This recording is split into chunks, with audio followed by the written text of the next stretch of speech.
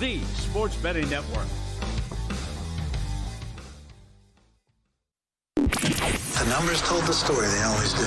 It's one of those idiots who believe in analytics. This is a numbers game with Gil Alexander on VSiN. Good Wednesday morning to you. It is a numbers game at VSiN, the Sports Betting Network, VSiN.com, Game Plus, iHeartRadio, YouTube TV, and of course, Sirius XM Channel 158.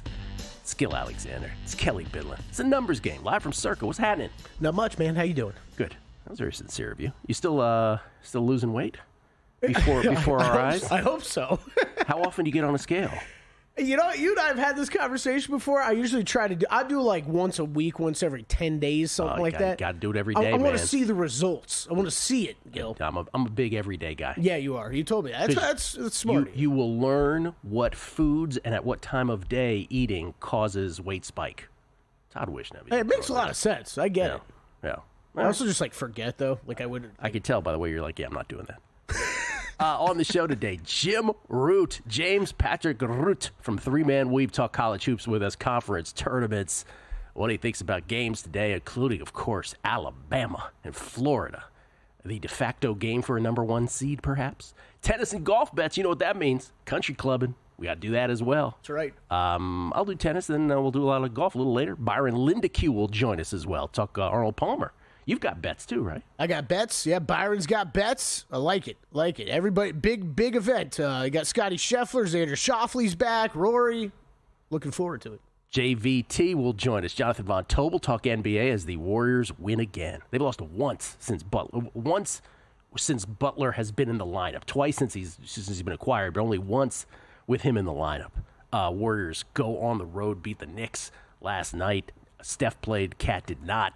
We'll get JVT's thoughts on that and beyond, of course, with the Lakers as the number 2 seed now in the West and the Warriors the 6th seed. It's crazy. Dub show. Let's go. And, of course, we'll do other things as well, whatever leaps to mind.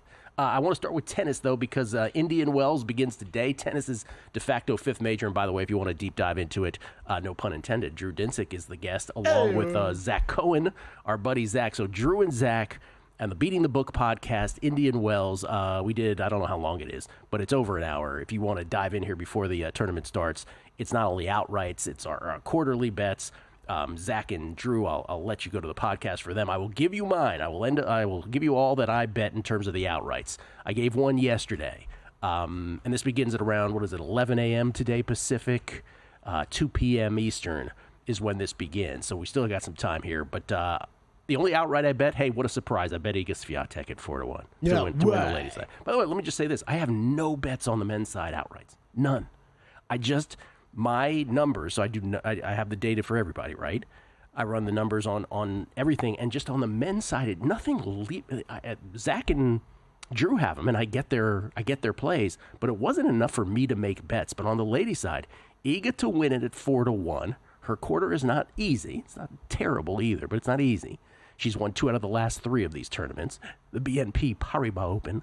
Belinda Bencic to win quarter number 2. I mentioned this yesterday at 6-1. For those of you in Canada, got a couple Canadian listeners this morning who were listening on Game Plus who were telling I can't speak, who were saying that Bet365 had Belinda Bencic to win Q2 at 9-1. Whoa! Here stateside, DK still has her at 5-1. I'd play that. I would not play the MGM price now at plus 350.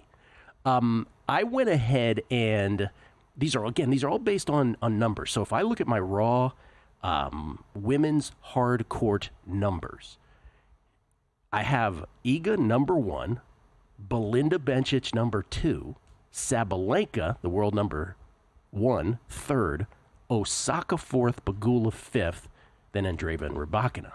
So not only do I have Belinda Bencic at Q2, but Zach does this thing where he decides to take 2 players. He had 2 in Q2. I think he took Navarro too. I did not. But I'm with him on Pegula and Osaka in Q3. I bet these at MGM yesterday. Osaka to win Q3 at 9-1. Pegula to win quarter number 3 at plus 550 as well, hoping that those two meet in the quarter number 3 in the third quarter final there. So I just thought both of those prices were outstanding, again, based on the numbers I just mentioned, how high I have both of them ranked in the raw tennis data. And then Iga to win Q4 at minus 105, which I thought was a great price. So those are the outrights I have pre-flop here in this tournament. I didn't do anything on the men's side. It was too cluttered. Like Q3 was too cluttered to make a bet, and I just didn't feel like there was an opportunity there. Which isn't completely odd for you, right? No, I mean, not completely usually odd.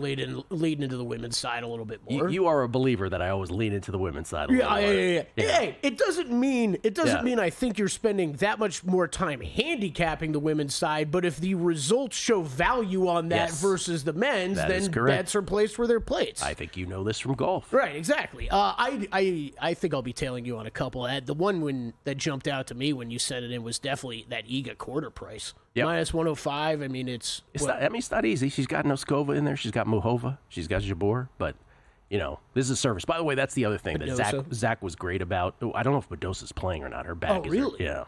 Yeah. She's listed as playing, but we'll see what happens because she had to pull out the last tournament. Zach did a great job on the podcast yesterday. Our own Zach Cohen betting on X, part of the glue that holds this whole operation together. All of his work at VSiN.com. Zach was talking about he had man on the scene in the qualies. That the surface change isn't as big of a deal as we might make it out to be. So the ball might bounce a little less in terms of height, but it's kind of just as slow, if not perfectly as slow. So that's good news for those of us who bet tennis, those of us who watch tennis. The bottom line is Indian Wells must have gotten a grip to change this surface from these people, from this Lakehold people. Lakehold. Oh man, what was the company again? I'll have to pull back up in case you're looking to invest. But so will you be doing the same thing that I was doing last Thursday then today, and be eagerly awaiting post-match quotes from people about how it played? Yeah, but we've already gotten some of those, and they're all saying the same thing. They're all like, yeah, it's pretty much the same. Okay, they don't notice the difference. Today is the only day there might be weather, but I do have 4 plays today. And again, for subscribers get these at VSiN.com/picks. I'm going to go ahead and give all the ones that I have today here for you. It is 2 on the ladies' side, 2 on the men's side. The first one, Renata Zarasua against Elisabetta Cocciaretto. Well done. Thanks. This is just really a fade of Cocciaretto, who's not been playing well. Plus 130 is too high, too long of a shot on Zarasua. I'm not a huge Zarasua fan, but that's a good price. Katie Volynets, our old friend, Katie Volynets, plus 123 against Ashlyn Kruger. The tennis hardos are going to be like, wow, you're taking Volynets over Kruger. Kruger, the reason they would say that, by the way, Kruger, back in Abu Dhabi, you remember this tournament in Abu Dhabi a few tournaments ago, Kelly. Obviously. She took down Kessler, Kasatkina, Lila Fernandez, Noskova. She had a great tournament all the way to the final, and then Bencic took her out. But since then, she's lost to Kenin in Doha. She's lost to Ito in the qualies in Dubai. Volynets loves this tournament. She beat Andreeva and Jabeur here last year. I'm taking Katie Volynets, her old girl, plus 123. Famous here on the show for winning as big dogs many times. And then on the men's side, Luca Nardi, plus 139 versus Cam Norrie. This is probably the one I like the most of the bunch. Luca Nardi, you may remember as a lucky loser. You know what a lucky loser is? Lucky loser is when you lose in the qualifiers, but someone pulls out and you still get the main draw. They should probably come up with a better term than lucky loser. Yeah. But he beat Djokovic last year here as a lucky loser. Okay. Cam Norrie won this tournament in 2021 after the pandemic when they moved the tournament to the fall. But Cam Norrie has not played well. I think he's been knocked out first round 3 out of his last 6 tournaments. Luca Nardi is the play here at plus 139. That's one I love here today. And then finally, Tristan Boyer, even money against Alexander Vukic. Not much to say here other than I think he's just the better all-around player. Even money was a good play. These are all within range of playing, by the way. All of these within range. So none of these prices have gotten out of whack. So Sarasua and Volynets on the ladies' side, Nardi and Boyer on the men's. I like it. You like it? Nardi and Boyer, I feel like those are, you just broke down the whole Nardi history, but those are newer names for me, Gil. Newer names for me. Yeah, this is the early part of the first round here. None of the big names are playing today except for Osaka, I think is the only big name. And this is one of these, it's a pretentious tournament where they want you to know that they're not like a normal tournament, but they're not quite a slam, so it's a week and a half. I'm gonna guess that you're able to find a little bit more value early in these tournaments too? It varies. Okay. Sometimes yes, sometimes no. Because if somebody really, like let's take Laszlo Djere, we're coming off the Laszlo Djere outright at plus 330 before the quarterfinals in Santiago. Oftentimes, you can get value late in tournaments because you will have a player like that who is not known like the others. He's Serbian. The South American players are known to be great on clay. That's how they grew up, right? So the Cerundalos, we'll get deep in the weeds here before we get to college hoops. The Cerundalos and the Echeverries and the Baezes of the world, right? The Navones of the world. You know these guys, Oh, Kelly. yeah. They are all the time. They're known to be great clay players. So in the tennis market, they play a guy like Jerry. They're like, they'll kill Jerry, and he's always a dog, right? But if you have access to the data, if you're actually running the numbers, Jerry's numbers on a at least on a short-term basis spike massively. And so that's why he was great value. All of these, by the way, based on data. So in each of these cases, that's why it leads me to plays, not just making stuff off the top of your head. There were a couple that I got close to but didn't pull the trigger on, and then do you do that thing where you think about betting something but you don't, and then you actively root against it just so you don't have self-loathing? Oh, of course, yes. That is 100% what I do. Yes, the last golf outright who's left off the list, I am actively rooting against them the entire tournament. Yes. So there's a couple matches here today where I'm like, please don't go. Please don't manifest. Yeah. I hope Drew and Zach help you with this too, but I love talking to Matt and Wes through golf bets. It is a therapeutic process doing the podcast for me because it's fantastic. Michael Kim I ended up on last week for the Honda, and he got close up the leaderboard and win. But Matt talked me into it. He was one of the guys I was just about to leave off. Matt helped talk me into him. So it's a good process. I think it's almost on those podcasts. It's almost like, wow, your case is so good. I'm thinking about it very strongly, and then you get off the podcast, and some of them you like, some of you go, oh, okay, I'm not going to go that crazy. It's great. Beating the Book podcast, Indian Wells. Check it out, but don't check it out now because we got college basketball next with Jim Root.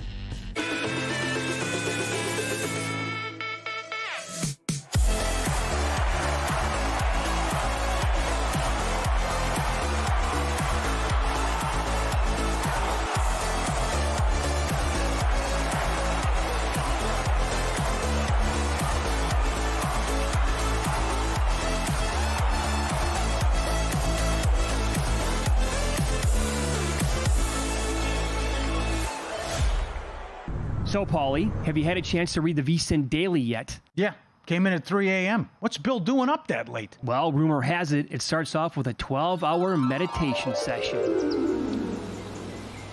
Then he just pours himself over film and live TV, really focusing and taking it all in.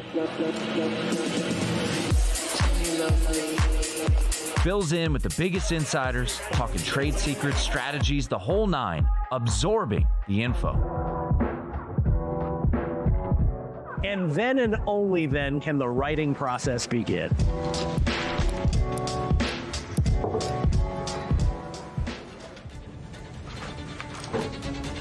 In Las Vegas, Bill's late night becomes your early morning. Wake up to the very latest betting insights in your inbox with the VSiN Daily.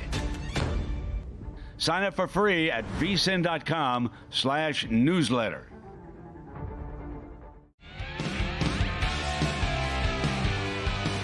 On the next Follow the Money, a good NBA card, and we'll continue with the madness in college hoops. VP of Circa Mike Palm with You Cannot Be Serious, picks with Matt Humans, and also Will Hill with college hoops and some MLB futures, plus NFL news. Follow the Money weekdays 4 to 7 Eastern on VSiN, the Sports Betting Network, and now SiriusXM Channel 158 at the VSiN Watch app.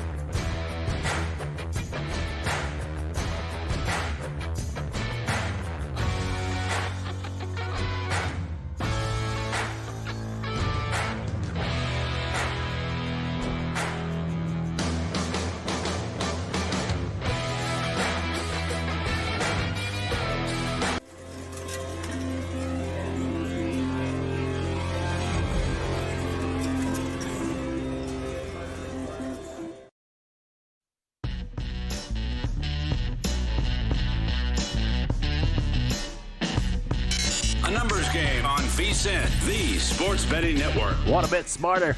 I know you do. Start with Smarter Insights. Right now you can check out articles like the Ohio Valley Big South Summit Northeast Conference Tournament previews, Greg Peterson's best bets in college basketball, and Wes Reynolds' Arnold Palmer Invitational preview. Later today you can check out Zach Cohen's best bets in the NBA, Jonathan Davis's NHL best bets, and Steve McKinnon's NBA Analytics report.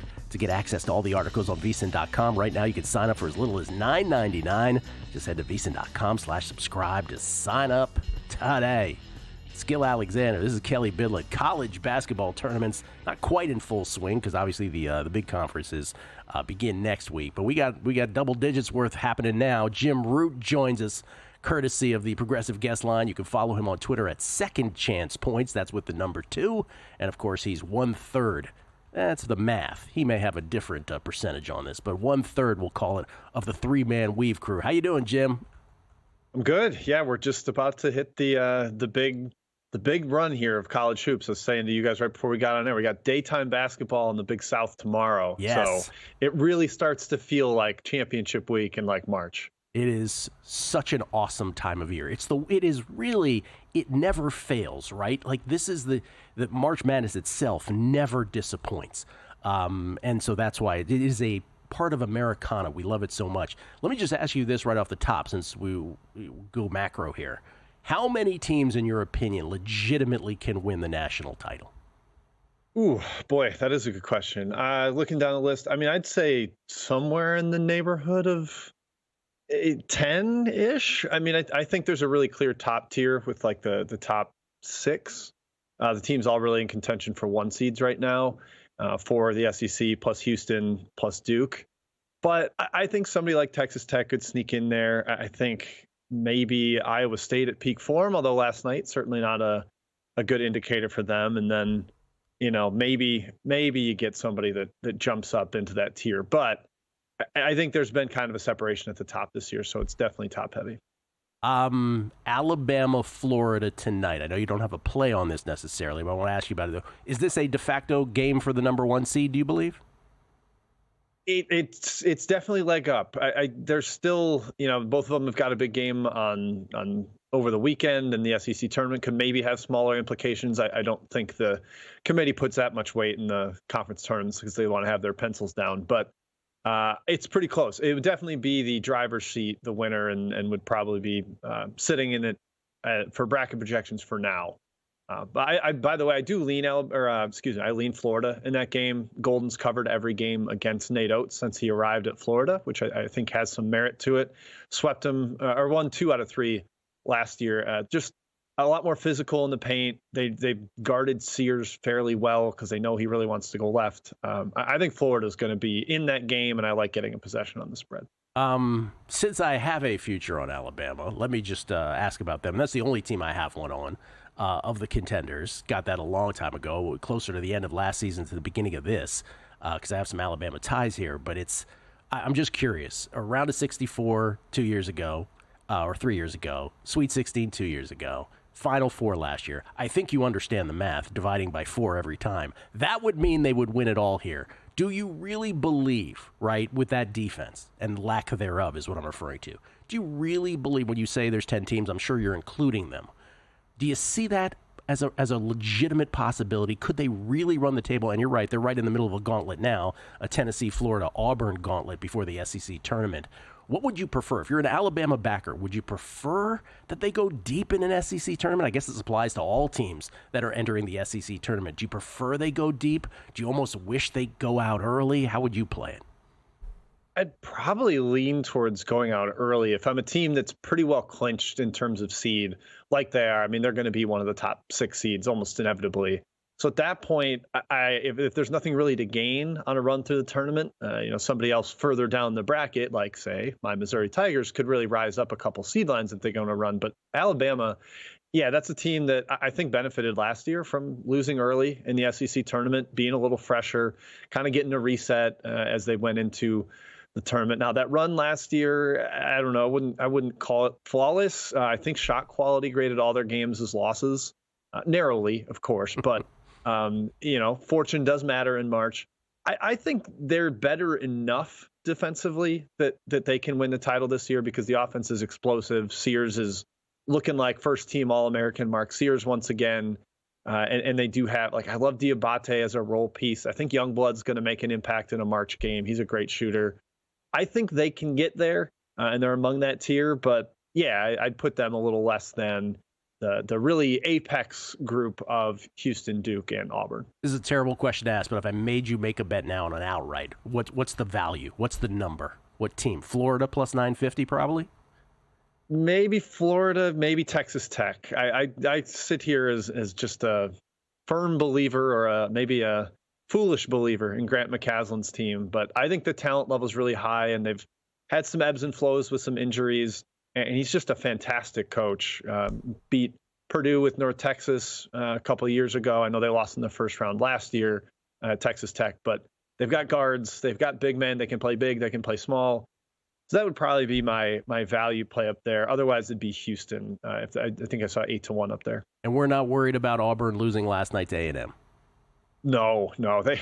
I think they celebrated their outright SEC title Saturday and even into Sunday, and then they got desperate Texas A&M off 4 losses, who's one of the most physical bullies in the sport. Kind of pushed him around a little, hit him in the mouth. I'm not changing my opinion on either of those two teams after that. All right, I want to ask you about conference tournament outrights here momentarily, but let's get your 3 plays, a 3-pack of plays tonight in college hoops from you. Yes, so we'll start off with NC State, number 700 on the betting board, plus 2.5. Going to be honest, this is mostly a fade of Pitt. I think Pitt is really circling the drain right now. Some of my recent numbers I look at make NC State favored by 3 or so in this game, just because of how poorly Pitt's been playing. Maybe you get a resurgent Panthers in the ACC tournament where they feel like, hey, this is our reset. We know things went down the drain late in the year, but at this point, it's really hard to trust them. They've been poor again and again down the stretch. Now they go on the road. NC State's at least shown a little life. They beat Wake Forest to kind of submarine the Demon Deacons at-large hopes. I think the Wolfpack can take care of Pitt there because Pitt's just on their last legs. All right. I love that you give rotation numbers. 700 once again on NC State catching the points. 702, sir. You have a total play. Yes. UMass and St. Bonaventure, the under 702, as you mentioned. UMass was kind of crazy pace to start A10. They were really zipping up and down. Lately, they have played a lot slower. Some of that's their competition. But if it is their competition, that matters here because St. Bonaventure is one of the 20 slowest teams in the country. They want to play in the half court. They've got a really stout interior defense. I think this tempo is going to be really controlled by St. Bonaventure at home in Olean, and they're going to keep this in the half court. Their defense is strong enough, and UMass can't really shoot from the perimeter, so you don't have that risk of a bunch of threes racking up here. So under 139, recent numbers that I use make this much lower. So big lean there, and I'm betting the under UMass and Bonnies. All right, and the third one, you are laying the wood with Louisville. Is Louisville among the 10 teams that you sort of alluded to before that could win it all, or are they not in that group? No, they're actually probably in the NCAA tournament team. I'm a little more fading, just really high variance outcomes because of how many threes they take. So against maybe a more solid, defensively sound underdog, I could see them having trouble, and they haven't played a team with a pulse in a month and a half in the ACC. That could be a real problem for them, just having to beat up on a bunch of sub 100 teams. This is another sub 100 team, Cal, and it's a spot I really like where you get the West Coast team coming all the way across the country in what I call the jet lag game, west to east. I think Cal's not going to be very sharp in this one. Louisville, even if they're not all over them early, can extend late, kind of get into the legs of Cal, and I kind of lean Notre Dame for the same reason. You got Stanford coming all the way across the country to them, but more confident in Louisville. So that's the one I went with here for one of my 3 picks. Yeah, cross country. What are you talking about? Cal's in the ACC. What are you historical rivalry? Yeah, that's right. When Louisville plays Cal, throw the records out the window. What is before we go to break, because we'll save your conference tournament plays here for after the break. You are known to have a wide portfolio of futures plays. What is the one you are holding right now that you sort of smile internally the most about? Yeah, I grinned when you said you just had Alabama because I was like, what's that like? Because I've got just way too many, way too many in the portfolio. Favorite one right now is probably Florida 100-1. Whoa. Or Auburn 40-1. So those are two swings from earlier in the season. I got Auburn right after Janai Broome returned, and Florida was a preseason one where I just kind of liked them. I thought they had some upside, and that's gone even better than I could have imagined. So those two are sitting in really. Wait, excuse me. Florida's not 100-1. That's the wager amount. I was gonna say. The odds are 70 and 60-1. That's still I have great. two different bets there. Yeah. Just rank them real quick. Which are the coaches that will make a difference for you in your selections here? Todd Golden, Kelvin Sampson. Yeah, Kelvin Sampson for sure. Grant McCasland, Texas Tech. Yeah, Golden and Pearl are probably in the tier below that, which is funny because they've worked together. But Sampson and McCasland are my favorite too. Sampson and McCasland. Did not expect that. All right, more with Jim Root on the other side. Conference tournaments abound. His plays in some of these outrights. For these tournaments this week, the ones that are up, it's a numbers game at VSiN, the Sports Betting Network. And they're off.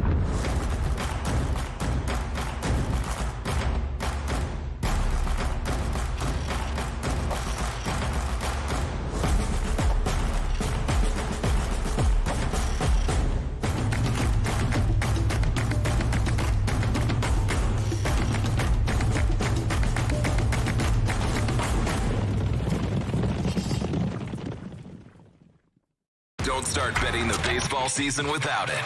VSiN's Baseball Betting Guide, exclusive to VSiN Pro subscribers. Inside, you'll get everything from tips on how to bet baseball to expert analysis on awards races, futures markets, and a full stats glossary that will help you sharpen your edge. Go to VSiN.com/subscribe to sign up to become a pro subscriber to get this exclusive betting guide, as well as access to everything you need to become part of the Sports Betting Network.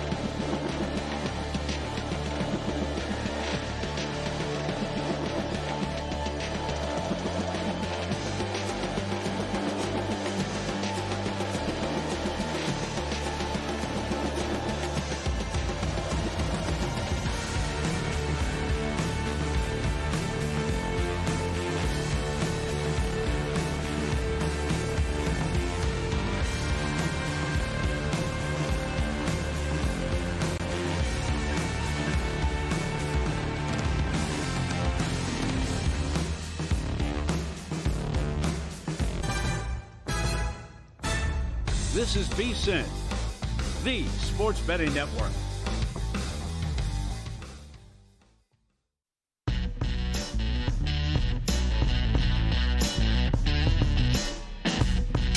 A numbers game on VSiN, the sports betting network. Our VSiN baseball betting guide is out. You gots to get it. Adam Burke's finest work. He basically authored the whole thing, except for Jensen's piece in there. Jensen Lewis, former MLB pitcher and, of course, co-host of By the Books here at VSiN. He dives into players' perspective on evaluating pitchers. Everything else is Adam. Market analysis for MVP, Cy Young, expert tips how to bet baseball, including a stats glossary to help you break down key analytics. From advanced metrics to sharp betting angles, the VSiN MLB Betting Guide, your ultimate playbook for the season. Avoid strikeouts at the sportsbook. Become a VSiN Pro subscriber today for as low as $9.99. Get your copy of the MLB Betting Guide today. Sign up today at VSiN.com/subscribe. That's VSIN.com/subscribe. You got 30 team previews in there, Kelly, all of them. Jensen on handicapping pitchers, stat glossary, baseball betting tips, breakdown of World Series odds, player futures market, including Cy Young and MVP. We got Paul Sporer coming on the show today, don't we? That's right. Yeah, we do. In a half hour. I got a lot of homework to do for a baseball betting guide still. Opening day in 12 days in Tokyo. Dodgers and Cubs. Some NFL news real quick. Gardner Minshew to be released by the Raiders. What was your favorite moment of the Gardner Minshew era in Las Vegas? That time that he got sacked and fumbled. You remember I want to say which one, but because I'm sure there were many, but I don't know that. Vivid in my memory. We get tweets at Beating the Book. Joe C714. Joe's been hanging out at Indian Wells already. He says, Gil, you probably already know this. Maybe you don't, but try to make it out to Indian Wells when qualifying starts. All free games and can see all the open practices. He's been sending pictures. Just glorious. I would, Joe, but I'm doing a show, so I can't. That's a golf thing, too. Like, if you're... Like, go to a practice round instead of, like, the first round or the second round. Like, you can see these guys be a lot looser. There's not, like, a billion fans out there for you to fight through. Like, if you actually want to see them, the players. Indian Wells has a field, a grass field in the middle of all the courts where all the players are working out and, like, kicking a soccer ball and doing all kinds of... Yeah, you're like, looking at like there's an animal in a zoo. It's outstanding. I thought you were going to say you could go up and, like, talk to them or, like... Well, you could try. But you're boxed out. You're boxed out. I'd be like, hey, Amanda. Michael Harris said, Gil, if you're looking for a new documentary to watch, check out The Octopus Murders on Netflix. It's bananas. I think I've seen The Octopus Murders. Can I say this about a show on HBO, though? You all familiar with White Lotus? Yeah, White Lotus. I haven't watched it. White Lotus seasons 1 and 2, spectacular. If you didn't like those, I don't know what to tell you. Season 3? Slow. This is what you and Brian Ortega said yesterday. I said, Ortega, you let me know then when it starts heating up, because then I'll actually start watching it. Three episodes. They're still building. I'm like, okay, anytime now. Okay, I'm glad for the White Lotus update. Did you really just move on from octopus murders that quickly, though? Like, what is, I can't, it's... Is someone murdering octopi? Octopi? No. Or are they using octopi to murder people? I saw it a long time ago. I can't remember the details, but it's in California, I think, primarily. It's a whole thing. Anyway. Got me hooked on that one. No, I'm sorry. I didn't do a better review. Got hooked on that one. It's fantastic, though. Yeet Ninja. Every time I hear the Are We Sure segment, I can't help but hear Joe Pesci from My Cousin Vinny yelling at the witness in the court scene. Perhaps a soundbite from the movie could be in play. Idea. That is a good idea. Perhaps a soundbite from the movie could be in play in the future. Love the show. Appreciate you. Thank you very much. JC Gabagool. Weight spike. Look out. He's predicting a weight spike from you? Is that what's happening? Stringfellow Hawk, Bet 365 has Benchich at 9-1 and Osaka at 16-1 in that quarter, and he's in North Carolina. Joe C. also said Bedosa pulled out of the Eisenhower exhibition last night as well, so I don't know what's going on with her. Mark Descartes, Boyer not on the pick page. The other three are. 3 Jack. Gil, Boyer didn't make the site. You should threaten to strike if management isn't going to treat tennis bets equally. I'm telling you, man. It's all rigged against tennis. Jim Root, kind enough to join us here for a second segment. Jimmy, let me just say that. By the way, do people call you Jimmy? James? Jim? What do they call you? James Patrick? What do they call you? Yeah, Jimmy, James, Jimmer. My nieces call me Uncle Jimmer, so that's always an option. What do you prefer? What's your favorite of the bunch? I don't really have a preference, just not James. That one doesn't sit well with me. Oh, wow. Okay. What about James Patrick? James Patrick. No, that one I love. That one I love. Only said with an Irish accent. Okay. By the way, let me just say this. I was very surprised that you did not have Golden in your top tier, and I was also surprised that you didn't have Nate Oates in your top tier of coaches. Yeah, I guess Nate Oates didn't really cover himself in glory in that final minute at Tennessee. Maybe I'm unfairly punishing him for that. That was brutal. How? By the way, what were the odds on them losing that in regulation? It had to be off the charts at that moment if there was a line. Incredible. Yeah. Well, there wasn't one for regulation, obviously. Okay, let's go to conference tournaments. And I'll throw it out to you first. Well, let me ask you about one, and then you can sort of riff on which ones you want to talk about. But I talked about this yesterday briefly with Will Hill when he was on. The Missouri Valley, where Drake is a -110 favorite in this. He threw out a stat, though, yesterday that I think is obviously huge with them. 5-0 in overtime. If they don't, they lost 4 games all year. If they lose a game here, they might be gone completely. Is there a bet in this tournament besides Drake? Yeah, I like Bradley. I think Drake plays too slow and methodical. I'm just worried that leaves them prone to upset. And yeah, as you mentioned, they've gone to OT, including against the worst team in the conference. They needed OT twice to beat Missouri State. So as much as I love Drake, and I do hope they get in if they lose in the title game, I mean, they'd have, 30 wins or something like that. They'd be right up there. But I like Bradley. They won at Drake. They're a really veteran team. They're pretty stout on both ends. Got a big-time shot maker, lead guard, and Duke Dean as kind of their veteran guy. And Brian Wardle's won this event a couple times before. I think he's familiar with what it takes. So I think Bradley is my bet there. I'm in Illinois, so technically I can't bet that. Don't tell the authorities. But yeah, I like Bradley. We won't mention it. Okay, the floor is yours. Pardon me. Sun Belt, Ohio Valley, Big South, Summit, West Coast Conference, Patriot League, Atlantic Sun down to the semis, which resumes tomorrow, Horizon League, Southern Conference, and the Big Sky. Oh, and the Southland. I forgot about the Southland. Anything. Where are we going to go there? Oh, yeah. I'll start in the Horizon. I'll start with a long shot team that I have a future in on already and has been bet down. At one point, Northern Kentucky was 43-1 at FanDuel. They're down to 20 right now, what I'm looking at. But I still like the draw. They've been playing really well over the last month. The second best team in the Horizon, 7-1. They have been awesome in this event. They've been in the title game for the last 6 years. They've got veteran guards. Their quarterfinal matchup is Cleveland State, who is reeling down the stretch. They lost 5 of 7 to basically blow the number 1 seed in this tournament. So you factor in this tricky zone that NKU plays, a veteran team, a coach who has been there and done that in this tournament. I think NKU is going to end up being really good value. If they can make it to the semis, it's all on a neutral floor. And then it's just a toss-up. And this tournament's always been kind of mayhem. So Northern Kentucky's one I definitely recommend. 28-1 at DraftKings, by the way. There we go. That's why we shop around. I love it. I like a couple of favorites in the Big South and the NEC. I actually ended up parlaying Central Connecticut and High Point. I think both those two teams take care of business. That gets you north of even odds or just about. So I like that one. In the Big Sky, I'm a Montana guy there. They lost in overtime during the season's final week last weekend at Portland State. That cost them the number 1 seed. But they've been by far the best team in the league over the last month. Northern Colorado's had some really fortunate shooting splits in that time, which helped them get the 1 seed. I think Montana's going to assert themselves as the best team. They were the team I liked most coming into the season, and I think they end up getting the win there. Somewhere around plus 300 if you shop around is what you're looking at there. Another potential long shot that I actually haven't got in yet, but I will as soon as the segment ends. In the America East, UMass Lowell, a team that was maybe the preseason favorite. It just was snake bitten all the regular season. They lost so many games by 1 point or 2 point or 3 points, and they're rock solid. They've got the talent to compete with anybody in this conference.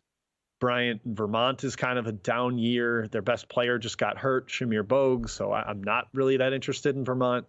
I think UMass Lowell is going to be a decent underdog play there, somewhere around 20-1. As a team that could make a run. Bryant's the best team, but at the odds, UMass Lowell definitely intrigues me.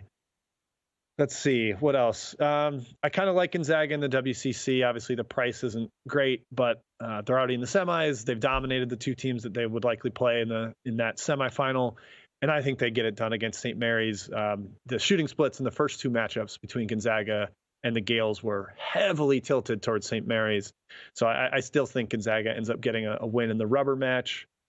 And I'll close it out in the Summit.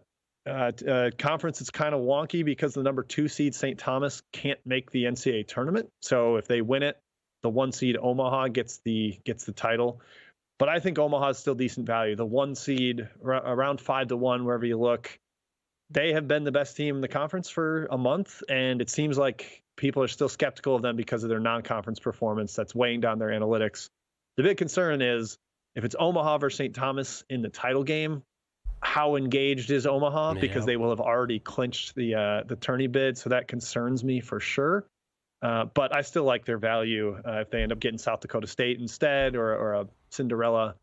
It's the 1 seed that's played the best, and you're getting them 5-1 because of some stuff that happened in November and December. That doesn't worry me. Real quick before you go back to the WCC for a second, but when you project forward to March Madness, Gonzaga and St. Mary's, where historically among Gonzaga St. Mary's teams do you project these two versions? St. Mary's is probably a top 3 to 5 version of that team. It's Gonzaga. I know they're really high rated in KenPom, but I'd put them like 8th of Mark Few's teams. They're missing some juice on defense. Yeah, I think I agree with you on St. Mary's. Looks like a good iteration of them. Jim, thank you. Go make your bets, man. Appreciate it. Will do. All right, sounds good. Thanks, guys. JVT next.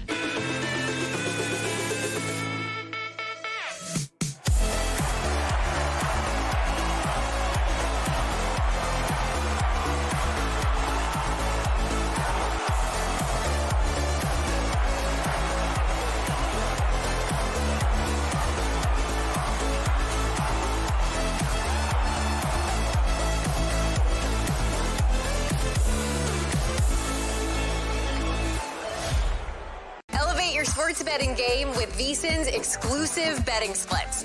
Stay ahead with real-time market trends and track bet percentages on any matchup, then uncover the edge by comparing them to the amount of bets placed to find out where the sharp money is headed. Upgrade to VSiN Pro to access betting splits, live odds, line moves, power ratings, and in-depth game analysis.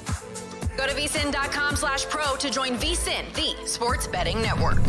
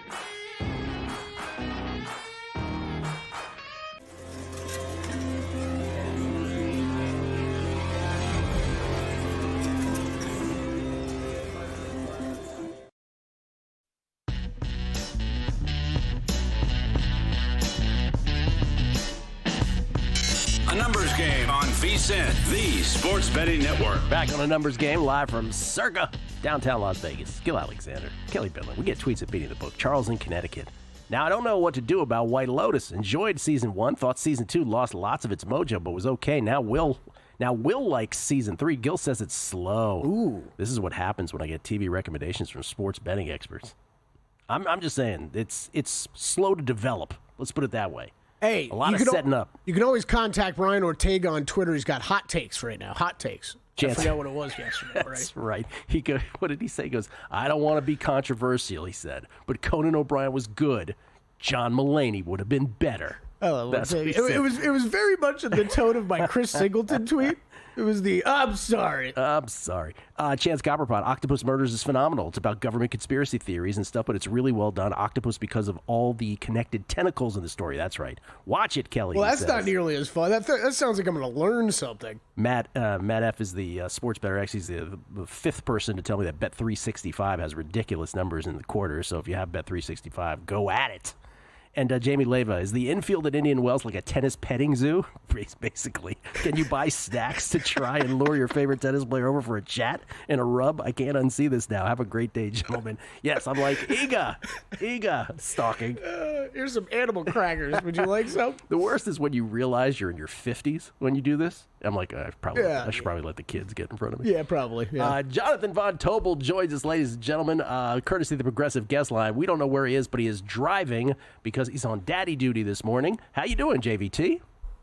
I'm good. I would say that since you guys were talking about television, I am a simpleton. I just started season 3 of Reacher on Amazon. I'm a big Reacher guy, so I would recommend that as well if you like simple action and killing people and whatnot. Yeah, see, that's more up my alley. If you like killing people. Yeah, I think I made it through like episode 2 of that like a year ago. JVT, it was pretty good though. I don't know why I left it off. I didn't finish it. John, I'm gonna start with a question that I ask Kelly once a week. And I'm curious what your answer is. I will reveal his answer after you give yours, which is, if I come to you from the future and the Thunder don't win the Western Conference, the team that did is? Kelly's answer was the Clippers. Yes, it was. I may or may not. Yes, I was watching. I would say, so I've actually been asked this question in different versions a couple of times, and my answer has always been the same, which is, I honestly believe throw 6 teams in a hat, Gil, and pull one out, and I would say, sure, that team. Like, I think the rest of the Western Conference is all just this mishmash of teams that are very similar to one another in terms of rating and where they're on a neutral court. I don't think there's that much separating some of these teams like the Los Angeles Lakers, now the Golden State Warriors, the Denver Nuggets. I guess if I were to be forced to select one, I would pick the Denver Nuggets because they have the power of Nikola Jokic. Jamal Murray is starting to turn things around. They're starting to look a little bit like the team that made a run to the NBA Finals a couple of years ago. And I think by default, because they've done it, I would select them. But I really don't think that there's a massive difference from these squads. And I do give Kelly very much a pat on the back for believing in a Clippers squad that has looked lost here the last few weeks. Well, and you are the perennial Clippers guy. So from you, that means something. Oh, yeah. JVT would never agree with any of my Clippers hot takes. That's when I knew I was really out on an island. But, yeah, I mean, to be fair, it was the same question, JVT. I think I agree with you. There's a bunch of teams bunched up together, and any of them could come out of there. Well, and I'll just say with the Clippers, they are. I think there is like a potential threat there with the way they play defense. And I think that was part of your logic, Kelly. And I think right now it's hard not to be pessimistic, only because clearly Ty Lue was working some stuff out. Like Bogdan Bogdanović, I think Zach and Kelly get angry tweets about Bogdan Bogdanović from me, once a week, because they're clearly trying to let him work out of this funk because he hasn't played basketball for a while. Ben Simmons has been injured. Derek Jones has been injured. Norm Powell has been injured. So they've actually been low-key shorthanded, and that has led to them playing lineups that we haven't really seen from them before, and that has led to a really disjointed stretch from them. Harden's having a terribly inefficient season, and so those are the reasons why I think that holds them back. But I wouldn't be surprised if the Clippers win a playoff series, but I find it hard to believe, given what I'm seeing here, that this team's going to be firing on all cylinders by the time we get to the postseason. So that was what I was kind of trying to establish. It's not I don't know if it's 60, although you said 60, but I guess let me phrase it this way. So you do not believe the Clippers or, say, the Rockets could necessarily be the answer to that question? No, and for the Rockets, even though Humans and I did this last week, I did our pretender-contender blind resumes, and I just simply whittled it down to your record versus top 10 teams in net rating, offensive rating and defensive rating against those opponents. And the Rockets actually checked a lot of boxes. I think they were like 16-5 at the time against teams with top 10 net rating. They were top 10 in both offensive and defensive efficiency. But I do think there's a difference in playing a best-of-7 series where teams are game planning specifically to take away some of your issue or some of your strengths and pick at some of your weaknesses. And I do think one of the biggest weaknesses for Houston is going to be, like, I don't know if they're really going to be a good half-court offense when you get to a best-of-7 series and teams can really go after you. Like, when you're really reliant on an Amen Thompson, who's been great, and, of course, Green, I don't know if there's really that much there, and then you're really going to be able to have to go some of these weaknesses when you're going after mismatches in playoff basketball, and I think that ultimately holds them back. So with Norman Powell starting to fall apart here, I will change my answer to this. I will change the answer. We have a it's change not of the Clippers. answer. And because JVT's on, I'm going to go with the Los Angeles Lakers. That's where I'm going to pivot to. Very stepping out on a limb answer. I mean, I think you're only allowed to do that, Kelly. That's right. Not mention the Golden State Warriors. Very upsetting for me. I think by the way, I think they can be. Not to cut you off, like they've looked great. We should give them some credit. Gil, I don't know if you think this is fair or not. I know Lakers fans don't. I would just like a larger sample size from what we've seen from them so far. But I think they have looked very solid in the short sample size we've seen. Absolutely. Before we get to your plays, if you haven't each day, I do think it is time we had a more serious, and maybe you've had them on in your end on prime time, but this is. Can we have a serious, broad conversation about the Cavaliers?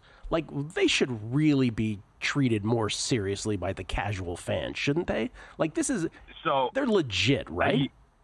Yes. It's funny you say that. So there's a couple of things. First off, I like to tease Zach Cohen since the beginning of the year. I've called myself the Cavs truther in that, like, they are a much bigger threat than I think people are giving them credit for, especially now that they have DeAndre Hunter.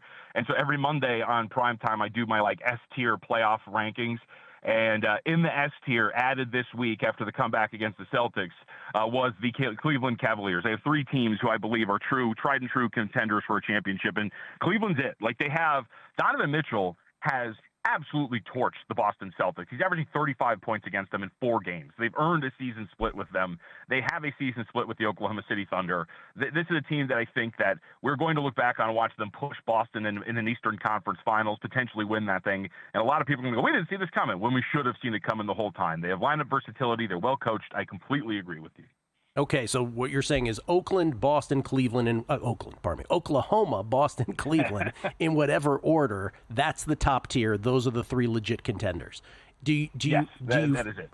And it's weird to say this about a team that's 43-18 because Boston, the 3rd best record in the NBA. But I mentioned this in some form the other day. Do you feel like they can just easily flip the proverbial switch, as people seem to think? I think they can to an extent. I mean, I also think we should be fair and realize that guys have been in and out of the lineup, right? Like Drew Holiday's got that finger injury that's caused him to miss some time. In fact, he wasn't on the floor in that loss to the Cavaliers. We've seen guys dip sometimes out of the lineup. I think Brown missed a little bit of time as well, if I remember correctly. So I think that it's fair to ask them of that because I don't think they've been fully healthy. And we've seen them kind of turn it on here, right? I mean, once we got to right before the All-Star break and heading in and out of it, we saw them turn it up. I think they won 7 out of 8 games or 8 out of 9, whatever it was, before they lost that game to the Detroit Pistons, who caught them on the second leg of a back-to-back. So I would say yes. I think this team can do what we're asking them to do. Okay. Are the Lakers the 4th best, or are the Nuggets the 4th best? I would say the Nuggets. So in the order that I had, the Nuggets were 4 and the Lakers were 5. I think the Lakers deserve credit for what they've done. I think if you pick apart the teams that they have beat, what is it, the Jazz twice, or the teams they played, the Jazz twice, the Hornets, Clippers twice, there's a lot of lesser offensive teams, but they do have a win over Denver under their belt, and they deserve credit for that. Still have questions how effective the defense can be, and given that we know what the Nuggets are, we've seen them do it before, to me, that gives them the benefit of the doubt if we're stacking them up as contender status. Who you got tonight? So really nothing. There was one spot, and you guys give me the injury update or if we have one yet. Memphis is playing host to Oklahoma City. If you guys remember about a month ago, a little less, OKC rolled into Memphis. It was a terrible spot. It was 3rd game of Fortnite, 2nd leg of a back-to-back. Memphis was off for 2 days, and the Grizzlies got rolled. Like, the Thunder went in there, swatted them away like a fly. I think if we're going to get John Morant and Jaren Jackson Jr. out there tonight, this is going to be a really focused Grizzlies squad that's going to be ready for Oklahoma City. I don't know about the game, but I think first half, trying to catch this Thunder team that's been in some dogfights here in the last week and a half. The Timberwolves games, the Nets game, the Rockets the other day. I think the Grizzlies will have something for them here in that first half if they're healthy. Jaw questionable. I believe the Jaren Jackson Jr. news came down. He will be week to week with that ankle. Ooh, I missed that. All right. Week to week with the ankle. Hey, listen, John, go take care of the kids. Before you go, I just want to say, and I speak on behalf of Kelly and me, I hope you and Wet Willie Colin can work things out on Twitter. I mean, as long as, look, I have to say the Lakers are the best team. They're better than the Thunder. They're better than the Celtics. And I have crowned them the champion. We like you both. I don't know why there's so much conflict there. It's very strange. Really heated up you quick. Really got him worked up. Thank you, John. Appreciate it. Thanks, guys. Appreciate it. At me, JVT. That's where you can find John. On the old Twitter machine. Always a pleasure to have him on. Baseball, Paul Sporer on the other side. Some more season longs, what he's thinking. It's a numbers game at VSiN, the Sports Betting Network. And we're out. Okay, give me 1 sec. I need to load funds into my gaming apps. Stormy, really